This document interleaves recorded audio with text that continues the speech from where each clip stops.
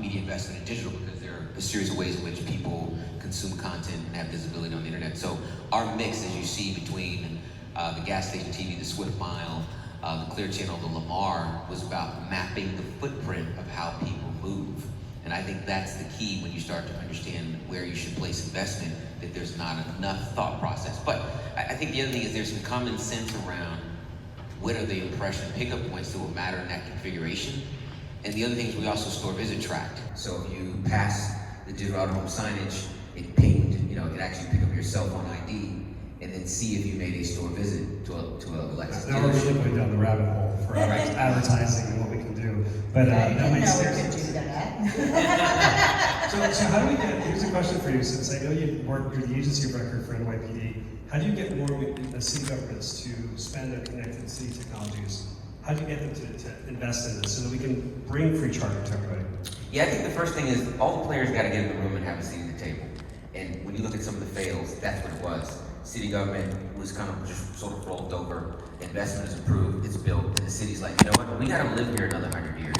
You as a startup, you don't even live here, you might even be gone. You might even get bought, you might be out of business. So I think the first thing is there has to be a partnership coalition between early stage companies, startups, the private sector, and municipalities. Look, nobody wants to move at a government pace, I get it, but you still have to understand, is this solved for the long term, or are you just creating another layer of mayhem?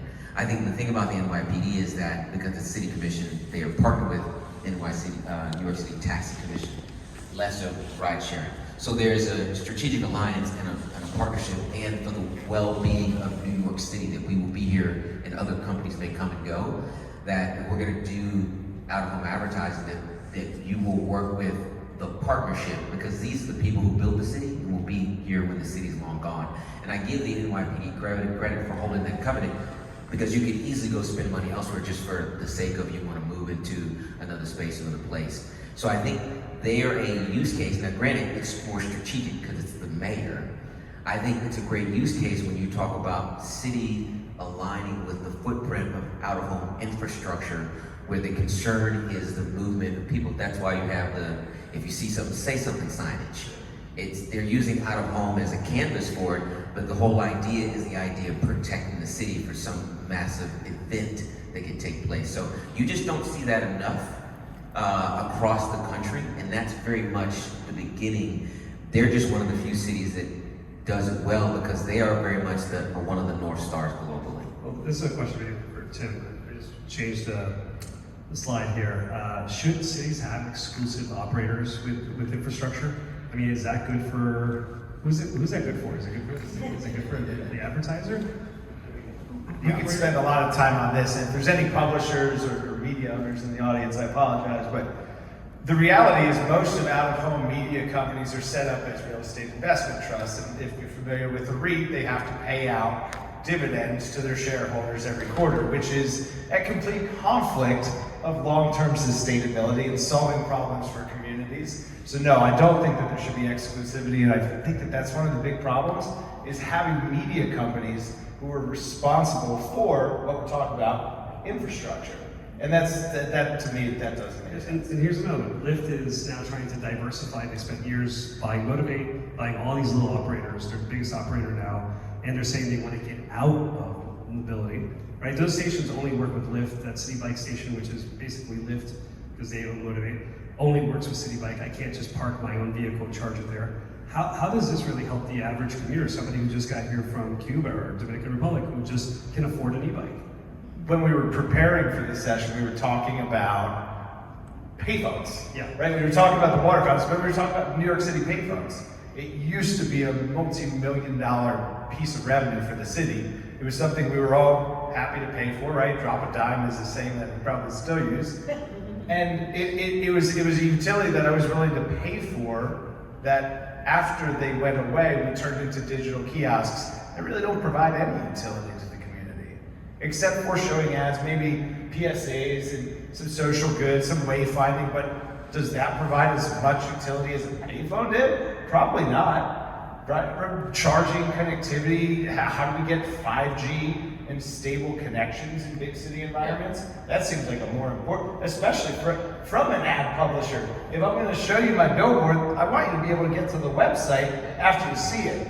So thinking more about the actual challenges that we have. I live in the suburbs, so when I travel into the city, I got to make sure. I lost my phone earlier, which turned into a big thing in itself, but I always got to charge it, right? I've always got to charge it at some point. Where am I charging it? I'm trying to get back to Port Authority with 5% left so I can plug it in. I could use a ChargeFuze. But you know what I could use? I could use a bus shelter that had wireless charging. Let me get to that. I would love that. Okay, let's get that. So, okay, let me switch. Let's talk a little bit here because I'm no longer at the company, but it's one of the great successes of my life, and I'm very, very proud of the work I did. And now, all of a sudden, after all these years, things are happening. Not these things; these are bad things. 18 people died. But why? This I didn't know. Why did those, what was the actual problem? So during COVID, everybody started delivering food in New York City and Chicago, right? A lot of these poor guys that come to this country, they're working really hard. There's nowhere for them to recharge their vehicles, and they fall deaf ears, right? They're like, hey, we need to charge, so they give them extra batteries. Postmates and other people, I don't want to say they come to the companies, but here's a bicycle, here's some batteries, and whatever delivery company tells them, get to delivering food, right? They're going up and down the hill with 3 batteries in their backpack, and they're setting up these systems where 10 of them are being connected daisy chains to one plug, and they're all fire hazards, right? And a lot of them are taking the bicycle up to their apartment and charging all the batteries they need for the next day inside that apartment.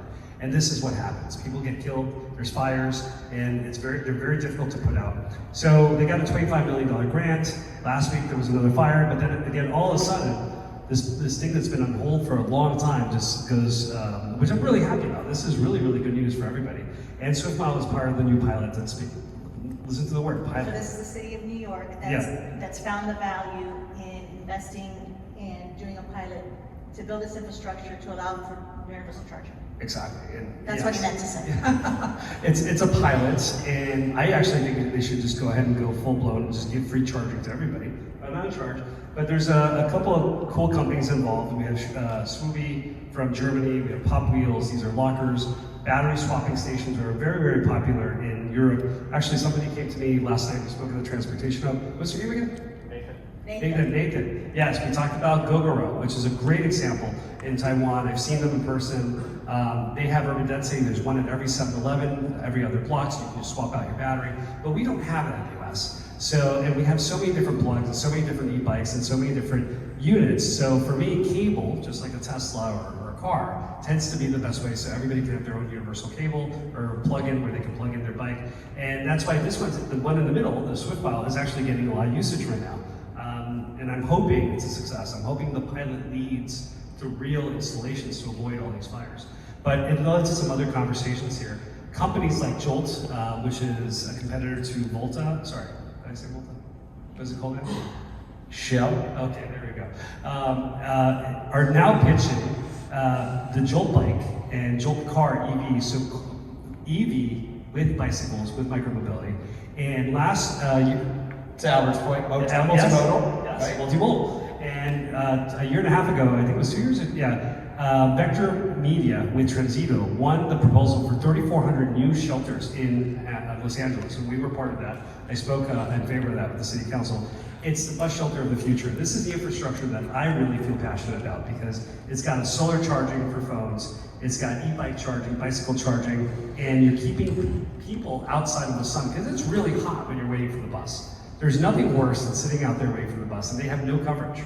It's like these are the people that need something to sit under, and they're the people we care about less. We should have included the originally proposed. Does everyone remember seeing that, like May of 2023, the proposed LA bus shelter that was like a 2-foot awning with holes in it? Like we need shade, but it didn't. It looked cool, but this is the real thing. And I'm really proud of that as well. We talked a little bit. I don't want to rain on the parade. Is this to me? All right, cool. So this is you. How do we support this? Okay, so how do we roll those out? That becomes my question. Is great. We've got approval. It's a great idea. How do we execute? I'm going to go back to the money because. But I'm going to come to Albert's defense here because I don't. a cool idea with the monetization model of we'll make money through ads. I think it's just played out. How many cool ideas with we're going to monetize it through ads exist in the world? There's no shortage of them. Of course. And as a media buyer, right, you're trying to sort through all of these options to understand what's the best opportunity to make the highest impact impression with the audience in the moment that matters most in a way that's scalable to execute across these partners. So implementation, get that network rolled out, and then being able to buy it at scale. And do you want to add to that? Yeah, I mean, look, I think there's a little piece of information that's missing in the entire configuration of the conversation. The first one is you have to look at what some of the solves are.